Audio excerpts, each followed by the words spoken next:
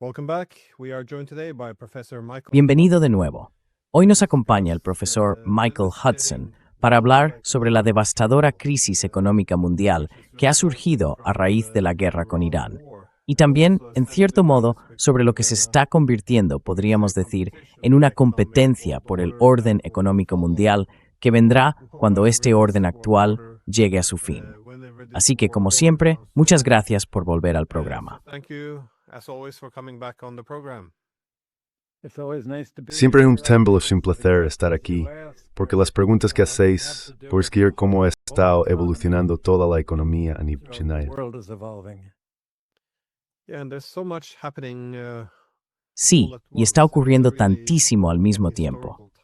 De nuevo estamos viviendo un momento histórico, en el que vemos cómo la arquitectura económica de los últimos 80 años se desmorona ante nuestros ojos. Y la gente quiere saber qué puede venir después de todo esto, y también entender cómo se comportan los distintos actores. Has publicado hace muy poco un artículo excelente titulado ¿Durante cuánto tiempo se puede aplazar el invierno financiero mundial? Y recomiendo a todo el mundo que lo lea. El enlace está en la descripción.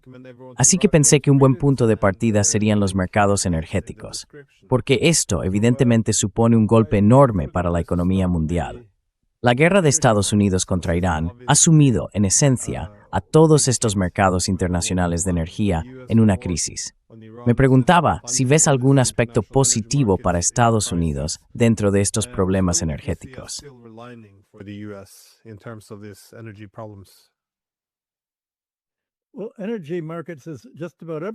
Bueno, los mercados energéticos lo son casi todo. Tienes, por ejemplo, los fertilizantes.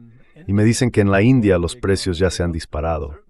En Estados Unidos, desde luego, están subiendo tanto que muchos agricultores dicen que si tienen que pagar el fertilizante, la maquinaria y todos los demás insumos cuyos precios también están inflados, no van a poder ganar dinero con sus cosechas. Claro, los precios de los cultivos pueden subir, porque en todo el mundo habrá escasez de cosechas sin fertilizante. Pero los agricultores necesitan ir al banco y pedir un préstamo antes de poder gastar en la siembra de primavera y en el verano.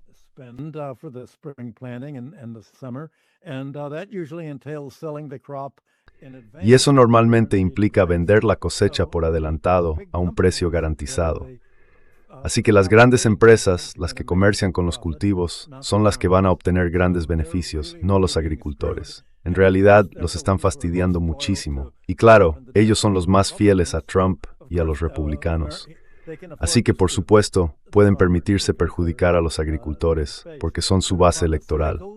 Pero también están las farmacéuticas metidas en todo esto. Todo eso se fabrica a partir de estos fertilizantes, los productos farmacéuticos. Ya se ha detenido el suministro de helio. Y eso afecta tanto a las máquinas de escáner de los hospitales como a la congelación criogénica de los chips informáticos.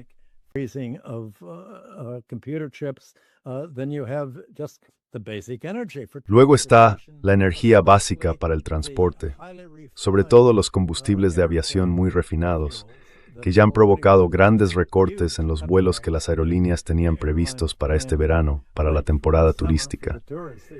Así que la energía en realidad es toda la economía.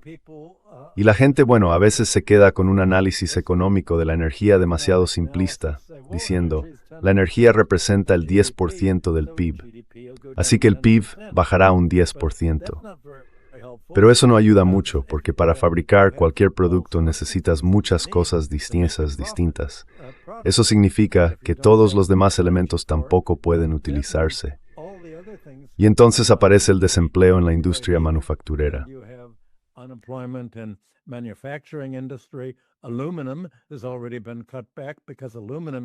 Ya se ha reducido la producción de aluminio, porque el aluminio, en realidad, se fabrica con electricidad para hacer el refinado electrolítico de la bauxita.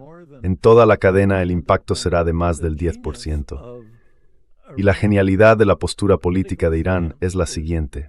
Si vosotros, el resto del mundo, no detenéis a Estados Unidos e Israel de destruirnos, que es su amenaza explícita, van a volar todos nuestros puentes, van a destruir toda nuestra capacidad de refinado, van a acabar con toda nuestra electricidad, provocarán un cambio de régimen y volverán a imponer un estado policial como el que tenía el Shah, el mismo que nos llevó a hacer la revolución para derrocarlo en 1979. Si vais a quedaros de brazos y dejar que Noru conmemore todo el cuerpo del derecho internacional y las leyes de la Carta de las Naciones Unidas debía proteger, entonces no vais a iros.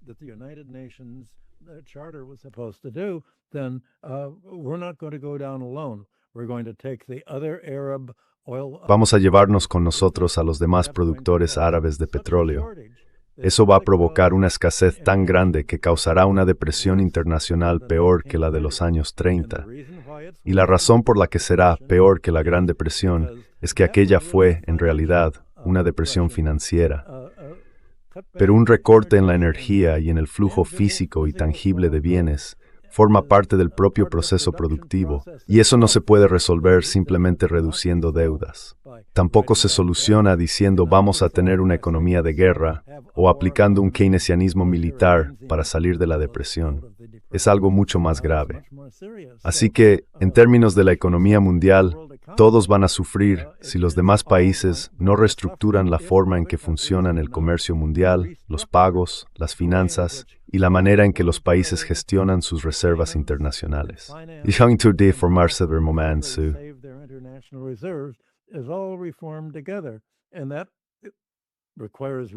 Y eso requiere, en realidad, una reforma de las Naciones Unidas, o incluso una reforma que a veces sería más sencilla. Crear una institución completamente nueva, unas nuevas Naciones Unidas, en lugar de intentar arreglar algo que está tan dañado por la interferencia de Estados Unidos y por la corrupción. No solo por la corrupción del poder de veto que tiene Estados Unidos, que impide que las Naciones Unidas hagan nada importante que no le convenga, sino también por la corrupción de la Agencia de Energía Atómica, que actúa básicamente como espía al servicio del terrorismo israelí contra Irán, o por el hecho de que Estados Unidos está llevando a las Naciones Unidas a la bancarrota al negarse a pagar sus cuotas. Y también por el hecho de que Estados Unidos bloquea cualquier tipo de iniciativa internacional para hacer frente al calentamiento global y sustituir los combustibles fósiles, el petróleo y el gas, por invested por emitter forward skadethina udirland.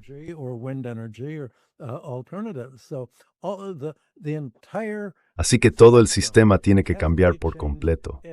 No se trata solo de decir, venga, hagamos que el petróleo vuelva a fluir.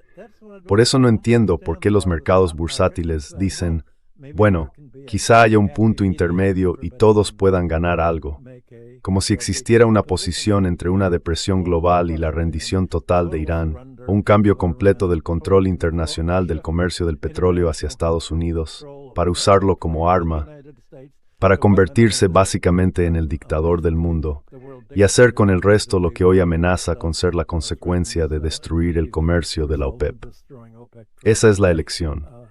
Y por lo que parece, esa elección resulta impensable para los grandes inversores que están detrás de los mercados de acciones y de bonos.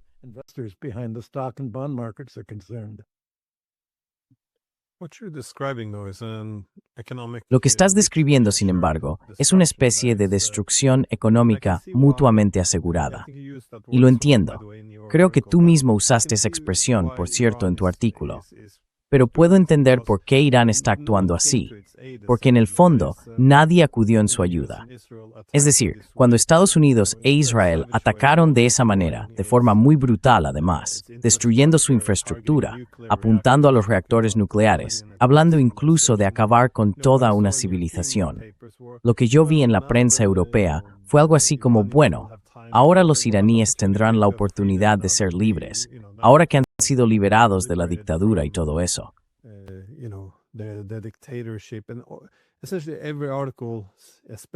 Básicamente, cada artículo, sobre todo al principio, parecía centrarse en cómo legitimar todo esto. Nadie hablaba de derecho internacional ni de dar marcha atrás. Así que claro, si son ellos los que van a ser destruidos, otra vez, la destrucción de su civilización, por supuesto que quieren responder de esta manera.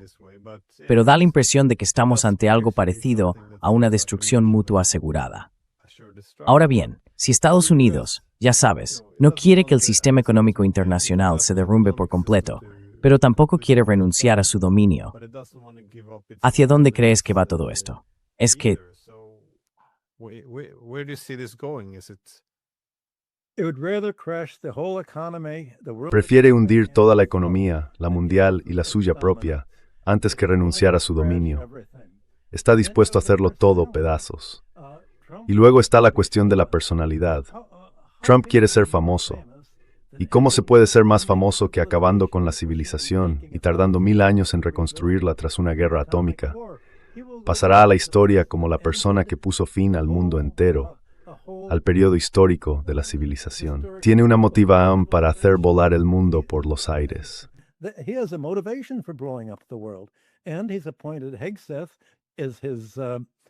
Y ha nombrado a Hegseth como jefe del departamento de guerra, un fanático religioso que cree que, bueno, si se acaba la civilización, Jesús vendrá, salvará a los cristianos y los llevará al cielo y enviará a todos los demás al infierno. Tienes a gente completamente loca al mando. Así que esta no es una situación que se pueda manejar con modelos racionales. Es un modelo irracional, como se ha visto en todos los informes de prensa sobre las peleas que están ocurriendo en la sala de situación de la Casa Blanca, cuando los generales se niegan a darle a Trump los códigos de la bomba atómica porque dicen que la habría usado el sábado pasado. Así de loco está todo.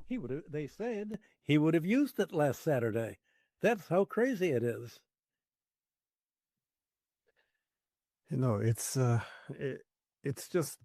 incredible. es increíble que esto haya llegado tan lejos, sobre todo tratándose de alguien como Trump, que hizo campaña prometiendo volver a la normalidad o acabar con las guerras eternas. Y sobre la parte religiosa de todo esto, es bastante curioso. Por un lado, los ves siendo excesivamente religiosos cuando justifican la guerra o intentan movilizar al ejército y a la opinión pública. Pero cuando el Papa critica la guerra, de repente no hay ningún respeto por la autoridad religiosa. Es realmente extraordinario. No parece muy sincero, la verdad. Pero, ¿qué opinas de la defensa iraní en este caso? Porque una vez más, se enfrentan a una amenaza existencial. Quieren derribar a su adversario. ¿Cómo ves su capacidad para resistir todo esto, económicamente hablando?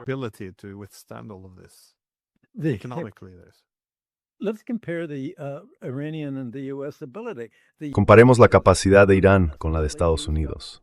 Estados Unidos ha agotado prácticamente la mayoría de sus misiles disponibles, sus bombas, sus lanzadores, ha reducido su arsenal, sus aviones, tiene miedo de acercar su marina a distancia de tiro de Irán. Así que Estados Unidos ha perdido su poder militar para imponer su voluntad. Por eso Trump dijo, bueno, el ejército dice que no puedo invadir por tierra para tomar la isla de Karg o para apoderarme del uranio. Lo intentamos y fracasó. Así que, si no puedo hacer una invasión militar como la que tuvimos en aquella operación tan exitosa en Venezuela, y si tampoco puedo bombardearlos porque tienen radares antiaéreos que van a derribar nuestros aviones y los aviones cisterna, y perderíamos nuestras aeronaves, y además no serviría de nada porque las defensas de Irán y toda su red administrativa están tan descentralizadas, entonces solo nos queda una solución: la bomba atómica.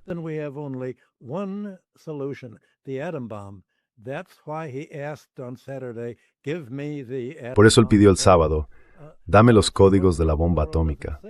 No entiendo por qué el resto del mundo no ve a dónde va a llevar todo esto. Porque allá por los años 70, cuando trabajé con Herman Kahn, el Instituto Hudson se dedicaba precisamente a analizar cuál sería la secuencia de respuestas políticas y militares ante una bomba atómica. Y básicamente, eso significa que todo el mundo va a necesitar una. Y uno pensaría, bueno, la ironía es que, intentando mantener la ficción, la apariencia de que Irán quería conseguir una bomba atómica, ahora todo el mundo se da cuenta de que necesitamos una bomba atómica. Si no tenemos la nuestra, Israel puede bombardearnos. Israel es el único país del mundo al que se le permite tener 200 bombas atómicas y usarlas contra quien quiera, y nosotros no. Así que necesitamos 200 países. Sí, todos las necesitamos también. Este es el doble rasero que se ha producido.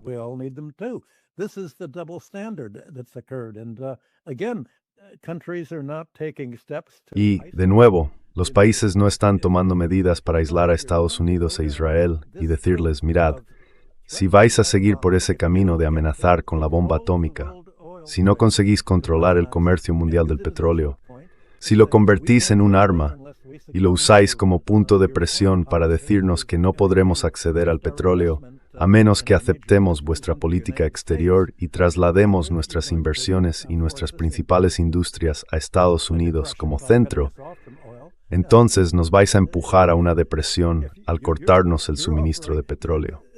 Estáis amenazando exactamente con lo que Irán ya había previsto como el peligro. Estadounidense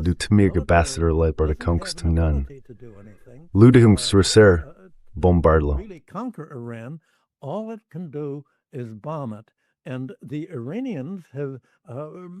Y los iraníes, a pesar de lo que diga Trump, no tienen su marina destruida.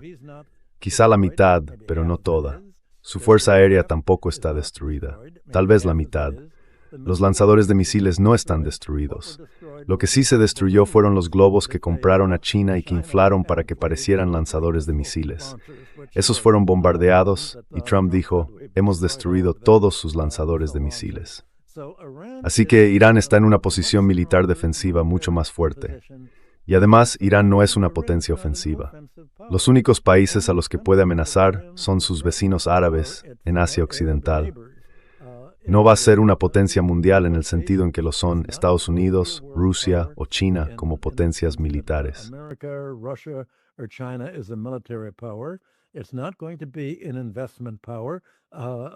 No va a ser una potencia inversora, porque se le han quitado los medios para invertir en el extranjero. Ni siquiera va a ser una gran potencia comercial. Lo que realmente le da el poder que tiene es su poder moral, al decir, no vamos a permitir que Estados Unidos se convierta en el dictador del mundo y utilice el comercio del petróleo, el comercio de alimentos o el dólar como armas contra otros países para mantener un control unilateral y explotador sobre ellos. No vamos a permitir que eso ocurra, y alguien tiene que marcar un límite, y ese límite lo ha marcado Irán.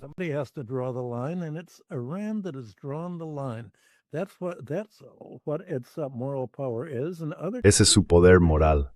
Y los demás países en realidad no tienen más opción que decirle a Irán, tienes razón, tenemos que cambiar, tenemos que detener esta agresión de Estados Unidos e Israel, que dicen, destruiremos vuestra economía, ya sea militar o económicamente, si no hacéis lo que queremos.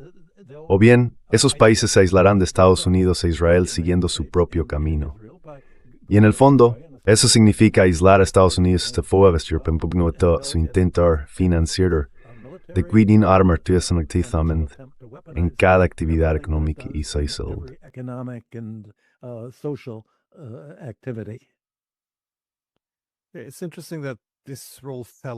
Es interesante que este papel haya recaído en los iraníes, que en el fondo están actuando como un contrapeso frente a Estados Unidos en este asunto.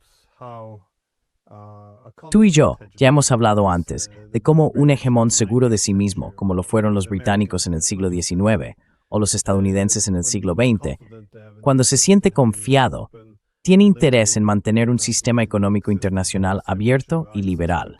Es decir, que todo el mundo tenga acceso a las tecnologías y a las industrias, que haya libre acceso a los corredores internacionales de transporte, por mar o por tierra, que haya libre acceso a las divisas, a los bancos y así sucesivamente. Pero cuando el hegemón entra en declive, intenta revertir esa decadencia, convirtiendo en armas todos los aspectos de la conectividad económica. Así que toda esa red de conexiones, que antes era una fuente de crecimiento global, va a ser utilizada como herramienta para restaurar su poder hegemónico.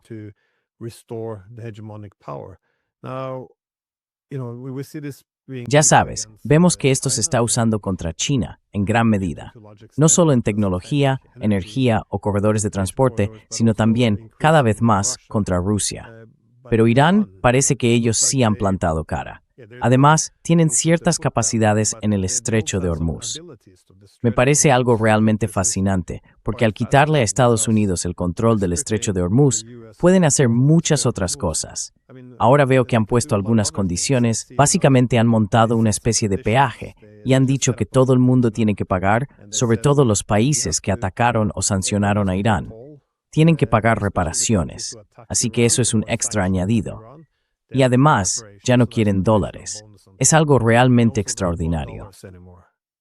This is quite extraordinary. They're not possible to have dollars. They had dollars in the United No es posible que tengan dólares. Tenían dólares y Estados Unidos se los ha confiscado. Si tienes dólares, Estados Unidos te los robará de inmediato, igual que robó los 300.000 millones de Rusia. El dólar es inutilizable para cualquier país que quiera mantener su soberanía nacional. Quiero decir algo. Usas la palabra liberal, y ese término está completamente mal empleado en general. El despegue de las naciones industriales, Reino Unido, Alemania, Estados Unidos, no fue liberal. La palabra liberal en realidad significa neoliberal, significa ausencia de gobierno. Liberal hoy en día quiere decir Margaret Thatcher, Ronald Reagan, y significa que hay que desmantelar toda subvención pública a la economía, en lugar de que los gobiernos gestionen monopolios naturales como el transporte y las comunicaciones, y ofrezcan educación y sanidad gratuitas. free schooling and free healthcare. All that was 19th century. It wasn't Todo eso fue en el siglo XIX. No era liberalismo. La palabra que usaban era socialismo, de una forma u otra, o quizás socialdemocracia, pero no hablaban de liberalismo. Rechazaban por completo la idea del libre comercio para que los gobiernos pudieran moldear los mercados y así evitar la búsqueda de rentas, impedir que los precios del suelo subieran gravando la renta de la tierra y evitar la aparición de monopolios. Eso podía hacerse con leyes como la Ley Antimonopolio Sherman de 1890 en Estados Unidos y las medidas de Teddy Roosevelt contra los trusts, o, mejor aún, haciendo que el Estado asumiera el control de todos esos monopolios naturales, como se hizo tanto en Europa como en Estados Unidos, con ejemplos como el Canal de Erie y otros. United States with the Erie Canal and on. So as to, and there was a whole doctrine of Así que existía toda una doctrina sobre cómo entender la formación de capital del Estado.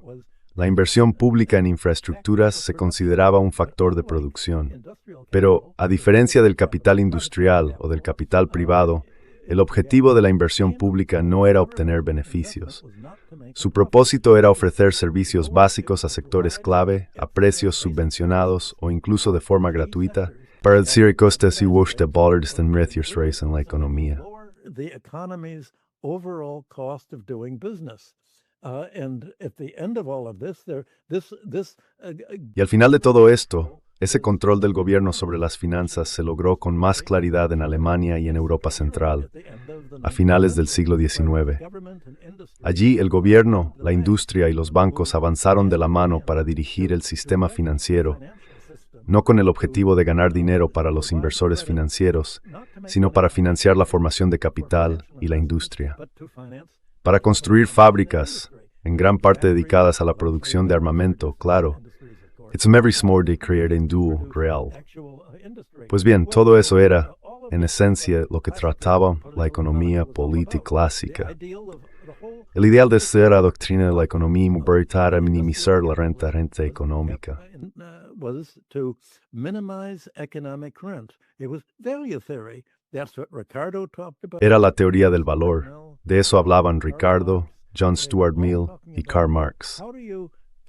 Todos trataban de entender cómo mantener los precios en línea con el coste real de producción, con el valor, y cómo eliminar la renta económica, que es ese exceso del precio de mercado sobre el valor debido a los privilegios especiales que heredamos de la sociedad europea medieval.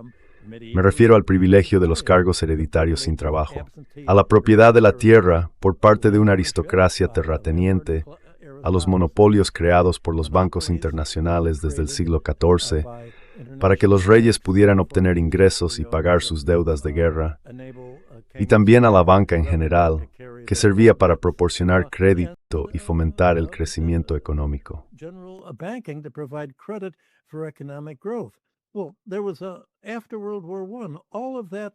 Bueno, después de la Primera Guerra Mundial, todos esos planes sobre cómo desarrollar una economía industrial se dejaron prácticamente de lado, y las finanzas sustituyeron a la industria como el centro para generar riqueza y hacer fortuna en todo Occidente.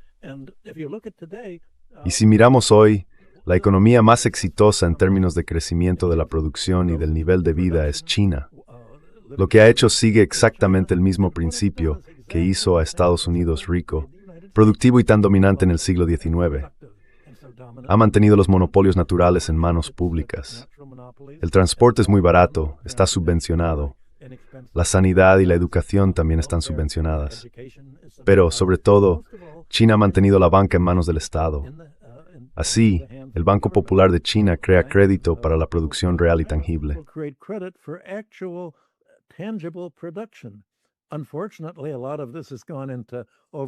Por desgracia, gran parte de todo esto se ha ido en una sobreproducción de bienes inmuebles.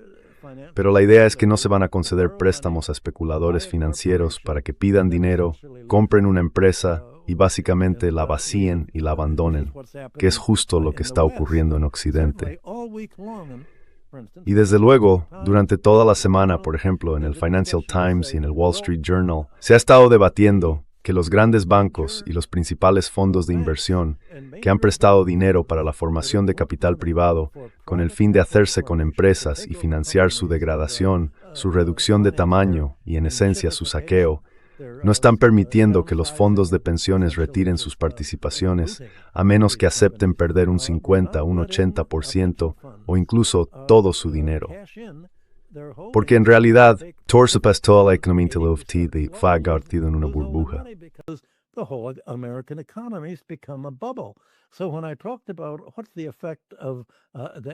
Así que, cuando hablé antes del efecto que tiene detener la energía, uno de esos efectos es hacer caer todo ese sector financiero tan apalancado, todo el sistema de compras apalancadas con deuda y la pirámide de endeudamiento, sobre todo en Estados Unidos. Igual que en la Gran Depresión, Estados Unidos era la economía más endeudada del mundo. Todo el sector financiero se va a venir abajo. Y lo que se va a destruir no es solo la producción física, sino todo el sistema de financiarización que ha hecho que Estados Unidos se quede tan atrás respecto a China. Por ejemplo, en países que, en lugar de ser liberales, dicen, el gobierno tiene que desempeñar un papel positivo, garantizar ciertas necesidades básicas y evitar la explotación. Si no tienes un gobierno lo bastante fuerte como para impedir que se forme una oligarquía financiera, acabarás como Estados Unidos, con una economía fracasada.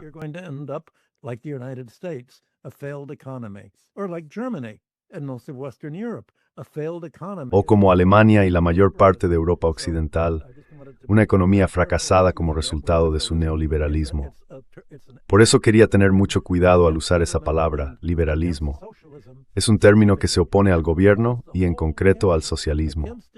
Eso fue lo que provocó toda la reacción contra el capitalismo industrial, porque el propio capitalismo industrial estaba evolucionando hacia el socialismo, hacia un papel cada vez mayor del Estado en la economía, invirtiendo en infraestructuras, evitando los monopolios, gravando o impidiendo las rentas del suelo, las rentas de monopolio y la explotación financiera. Así que todo un entramado ideológico ha quedado al margen, junto con el colapso de la producción. La ideología, por lo visto, es lo último que desaparece.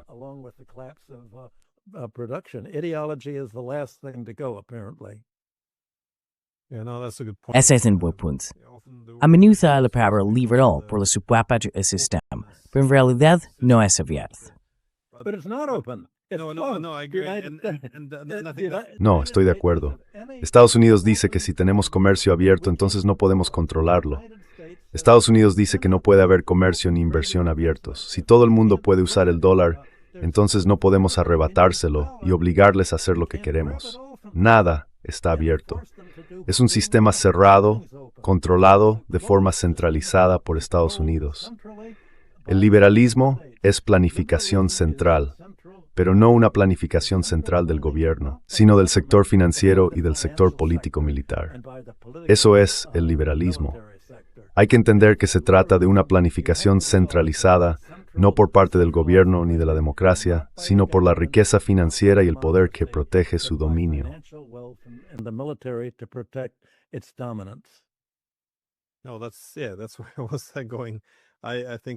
No, sí, justo por ahí iba. Creo que el rentismo, y no solo hacia su propio público, es decir, el público estadounidense, sino también hacia otros países, es clave. Creo que por eso, sí, la suposición de muchos países que se apartan del sistema económico liderado por Estados Unidos es que solo van a sufrir. Pero vemos, bueno, como en el caso de Rusia, que también pueden obtener muchos beneficios al no pagar esas rentas. Pero claro, en la situación de Estados Unidos, cuando era una potencia hegemónica, tenía ciertos privilegios. Todo el mundo usaba el dólar, los bancos, sus tecnologías. Ahora, mientras Estados Unidos lucha como una hegemonía en declive, parece que está siguiendo un enfoque muy distinto. Tiene una política comercial muy, digamos, extractiva. Quiere maximizar al máximo. Y si no, quizá eso se queda corto. Pero en este contexto, ¿quién crees que quiere invertir en la economía estadounidense cuando ya es bastante evidente a qué están jugando? Bueno, esa es la fantasía de todo esto. Well, that's the fantasy of all this. Donald Trump says, well, we can go one of two ways. Donald Trump dice, bueno, ya sabes, podemos ir por dos caminos. O atacamos a Irán para hacer un último intento de quedarnos con su petróleo, que es como empezamos. No tiene nada que ver con que Irán quiere una bomba atómica. Está muy lejos de tener una bomba atómica. Es Estados Unidos quien quiere su petróleo. O, en ese caso, habrá una depresión mundial. Pero si hay una depresión mundial, dijo Trump, saldremos ganando. Míranos, tenemos petróleo, tenemos gas. No necesitamos petróleo ni gas. Otros países sufrirán más, y eso significa que nosotros menos que ellos. Y eso, según él, es ganar, en un entorno que se encoge, sufrir menos que tu rival. Bueno, esa es su fantasía.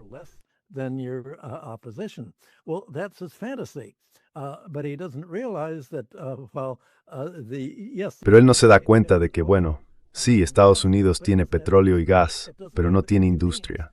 Hoy en día no tiene forma de producir bienes industriales, porque no cuenta con una fuerza laboral industrial, ni siquiera en la construcción. La mayor parte del trabajo manual, el trabajo duro, el mal pagado, lo hacían los inmigrantes, y Trump ha cortado todo eso. Así que ya no existe ese sistema de cuidados personales hecho por inmigrantes, ni los restaurantes, ni otras cosas que ellos hacían, como la recogida de cosechas. Tampoco el trabajo obrero en las fábricas, porque ahora ya no hay fábricas en las que puedan trabajar.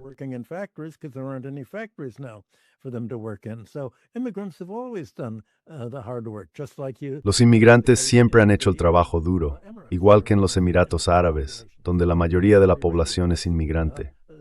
Lo mismo pasa en Arabia Saudí. Así es como los países reclutan su mano de obra. Estados Unidos no puede competir ni a nivel industrial ni agrícola con otras economías para decir, bueno, nosotros te exportamos algo que necesites y tú nos vendes lo que necesitamos, tus materias primas o lo que sea que produzcas. Y eso ocurre porque el coste de la mano de obra en Estados Unidos es muy alto, pero no porque el nivel de vida de los estadounidenses es elevado. Not because Americans' living standards are high. The living standards of labor in America have... Los niveles de vida de la clase trabajadora en Estados Unidos han ido bajando de forma constante desde 2008 y en realidad desde 1980. A finales de los 70 fue cuando se marcó un punto clave para el nivel de vida de los trabajadores estadounidenses. En aquella época, con tu salario podías permitirte comprar una vivienda. Pero, sobre todo, desde que Obama rescató a los bancos y a las hipotecas basura fraudulentas, eso prácticamente arrasó con buena parte de la población de bajos ingresos. Y desde 2008, casi todo el crecimiento de la riqueza en Estados Unidos ha ido, como ya hemos dicho, al 10% más rico. Y se trata de la riqueza del sector financiero, de los seguros y del inmobiliario, no de la economía industrial. Así que la economía industrial estadounidense se ha disuelto prácticamente. Estados Unidos hizo un acuerdo con Corea y también con Japón para que construyeran filiales dentro del país. Y entonces Corea dijo, bueno, ya sabes, vinimos aquí.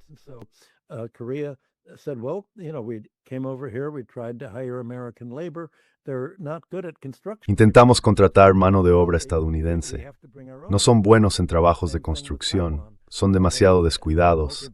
Tenemos que traer a nuestros propios trabajadores. Lo mismo pasa con Taiwán. Tenían planes multimillonarios para construir una fábrica de chips en el oeste y descubrieron que, bueno, tenían que usar a sus propios trabajadores. No podían usar trabajadores estadounidenses para eso. En esencia, nadie quiere ser obrero en Estados Unidos. Y las únicas personas dispuestas a hacer trabajos manuales están siendo deportadas o amenazadas con la deportación porque son inmigrantes. Y trabajar en esos empleos es la forma de abrirse camino en este país. Así que existe esta fantasía de que si hubiera una depresión mundial, Estados Unidos saldría ganando. Pero de repente se va a ver que el país está vacío por dentro.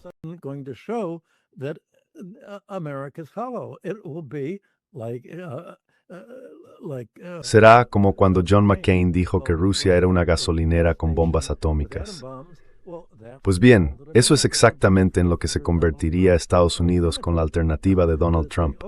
Decir, vale, hemos llevado al resto del mundo a una depresión, tenemos petróleo y gas y tenemos la bomba atómica.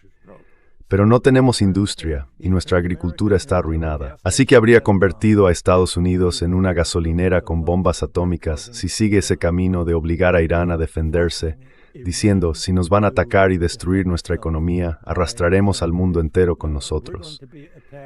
Y eso obligará a los demás a buscar una alternativa o a vivir en una depresión permanente hasta que encuentren una salida que nos salve a todos. Esa es la dinámica política que yo veo en juego. Us along with you. That's the political dynamic at work that I see. Yeah, this assumption that if the international system breaks down, Esa idea de que, si el sistema internacional se derrumba, la economía global, de algún modo Estados Unidos saldrá a flote, bueno, tiene algo de sentido si pensamos en la soberanía energética que tiene el país. Pero esa comparación que muchos hacen con la Segunda Guerra Mundial me parece un poco, sí, equivocada. Porque claro, en la Segunda Guerra Mundial surgieron las grandes empresas, hubo un enorme desarrollo tecnológico. Y en general, cuando terminó la guerra, Estados Unidos era la fábrica del mundo, era el banco del mundo. Hoy en día no es así. Ahora externaliza industrias. Es el país más endeudado de la historia. Así que no está en la misma posición que entonces. not positioned well as it was back then. So the idea that one can come out Así que la idea de que alguien pueda salir fortalecido en un mundo como este no tiene mucho sentido. My last question, Pero mi última pregunta era sobre los socios de Estados Unidos. Porque si el país está girando hacia exigir más concesiones económicas, y esto se ve claramente en Europa, donde ya sabes, Trump puede poner delante de los europeos cualquier acuerdo comercial y ellos tienen que firmarlo, incluso ir a su campo de golf y firmar acuerdos que no quieren firmar. Pues también se oye decir que los estados del Golfo deberían reembolsar a Estados Unidos por las armas que ha utilizado en la lucha contra Irán. En Asia Oriental, ha habido comentarios de que Taiwán y otros deberían empezar a trasladar sus industrias de alta tecnología hacia Estados Unidos. their high-tech industries towards the United States. So again, this very extractive economic Así que de nuevo, este enfoque económico tan extractivo que ahora se está aplicando para intentar revertir el declive, nadie quiere hacerlo. Parece que el principal instrumento de presión que tiene Estados Unidos es la dependencia en materia de seguridad. Estados Unidos actúa como garante de seguridad, pero una potencia hegemónica en declive suele atraer competencia. Ya no ofrece el mismo nivel de seguridad, como se ve tanto en Europa como en los países del Golfo. Entonces, ¿hasta qué punto crees que esto puede mantenerse? how durable do you think this is? Well, look, that's just what the Emirates have just said. Bueno, eso es justo lo que acaban de decir los Emiratos. Nosotros pensábamos dos cosas. Pensábamos que cuando comprábamos armas estadounidenses iban a funcionar. Pero esas armas son como tener un Rolls Royce carísimo en el garaje. Se ve bonito, pero no es precisamente el coche más eficiente. Esas armas no son para luchar, no son para hacer la guerra, no son para atacar, no son para defender. Son solo para tenerlas ahí, en el suelo, y para que Estados Unidos esté contento. Las armas no funcionan. Y tener una base aquí se ha convertido en una amenaza. Cuando Estados Unidos atacó a Irán, Arabia Saudí y los países árabes dijeron, bueno, a nosotros no nos consultaron. Y los países europeos dijeron, Un momento. Donald Trump quiere ahora que muramos hasta el último europeo intentando hacer una invasión terrestre de la isla de Karg en Irán.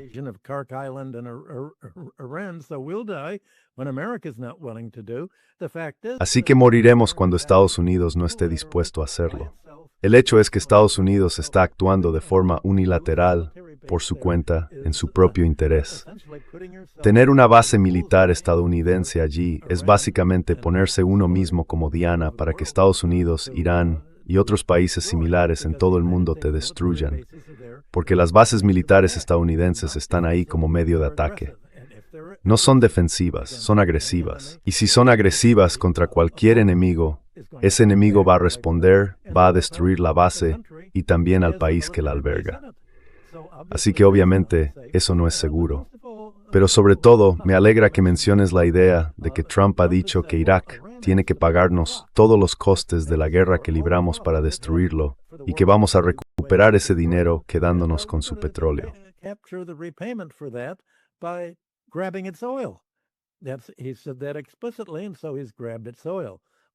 Él lo dijo de forma explícita, y por eso se ha quedado con su petróleo. Y obviamente quiere hacer lo mismo con los países árabes de la OPEP. Bueno, nosotros os defendimos. Ahora tenéis que pagarnos el coste de haberos defendido, con nuestro complejo militar industrial lleno de misiles, aviones y lanzadores carísimos, y todo lo demás que no tuvo ni de lejos el efecto militar que dijimos que tendría. Somos un tigre de papel, como decía Mao. Y sinceramente, ¿por qué querría algún país tener una base militar estadounidense si somos un tigre de papel que no va a defenderlo? Eso solo lo convierte en una diana, en un objetivo para los países con los que Estados Unidos intenta iniciar una guerra, mientras amenaza con destruirlos si no entregan su soberanía a Estados Unidos, y en este caso, a Trump personalmente. To the United States and to Trump personally. It seems like a strange time in world. Parece un momento extraño en la historia del mundo para confiar en las garantías de seguridad de Estados Unidos. Quiero decir, es que ya no tiene esa posibilidad tampoco. Me sorprende mucho ver lo poco que se ha ajustado el mundo a las nuevas realidades, a esta nueva distribución del poder. Se sigue asumiendo que podemos mantener las políticas hegemónicas de los años 90 y aplicarlas en 2026. En Ethworth Text de Stevethurfel ahora es poshegemónica y multipolar.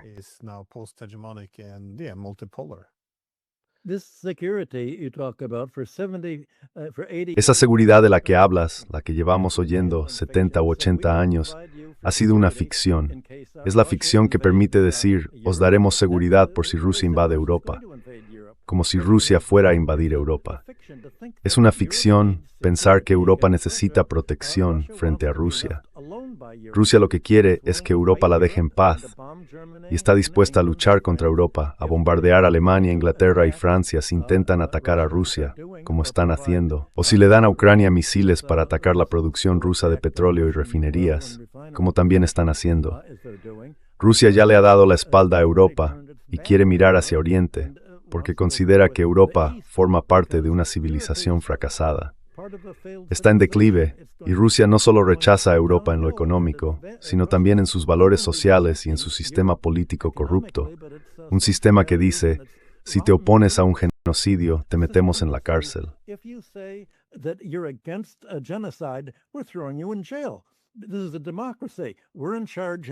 Esto es una democracia. Nosotros mandamos y no se puede en una democracia decir, oh, estamos en contra, los palestinos no deberían ser exterminados. Eso va contra la civilización.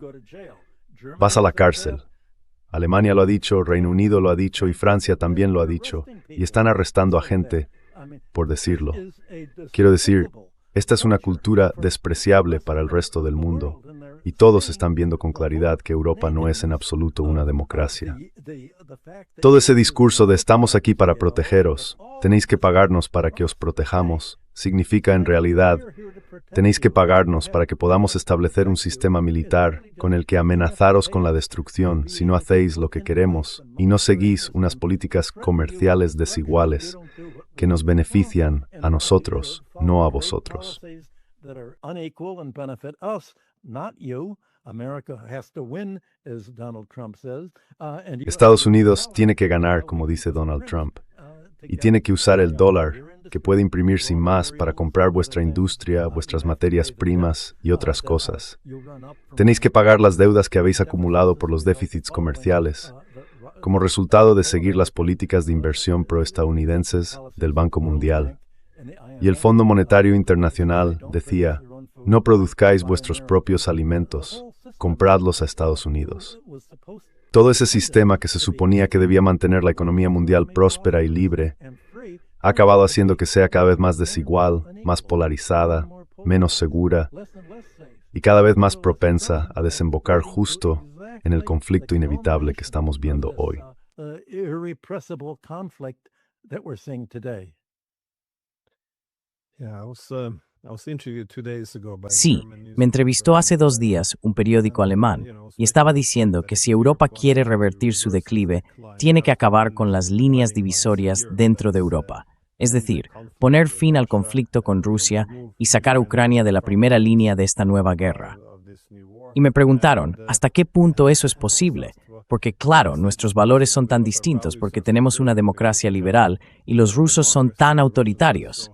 Y yo pensé, estamos hablando de la misma Alemania, quiero decir otra vez, donde protestas contra un genocidio y te meten en la cárcel. Es realmente increíble que sigamos atrapados en ese marco tan estrecho para interpretar el mundo, como si todo se redujera a los buenos contra los malos.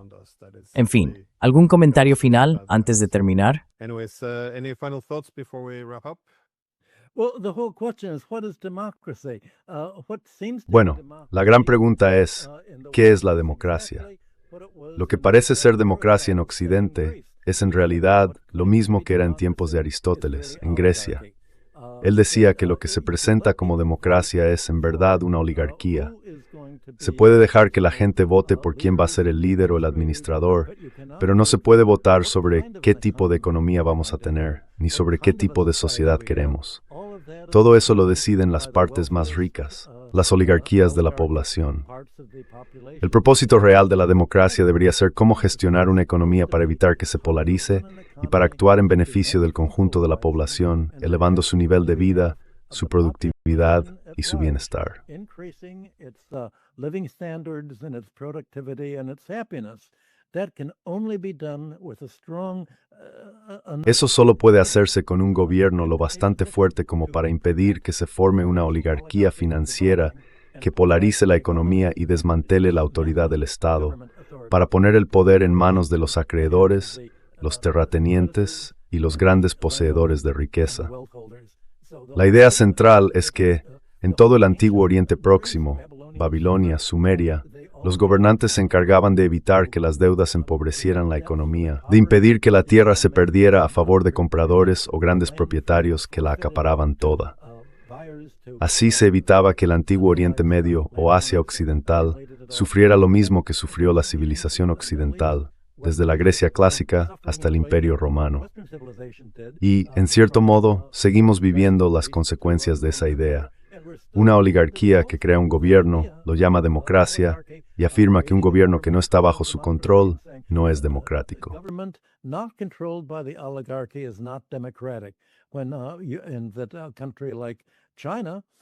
En un país como China, cuyo gobierno intenta actuar para aumentar la productividad, la riqueza y el nivel de vida, se le llama autocracia.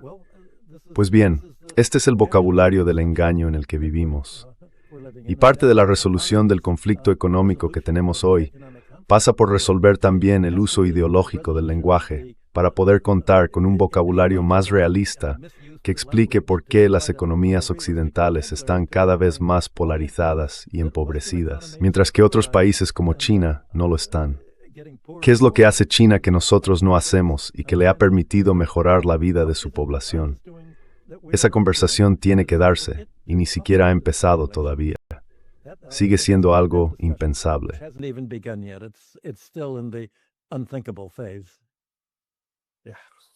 Sí, muy lejos. Bueno, muchísimas gracias por compartir tus ideas. Es realmente extraordinario lo que estamos viendo. Así que, sí, gracias de nuevo. Yeah, thanks again. Bueno, gracias por invitarme, Glenn.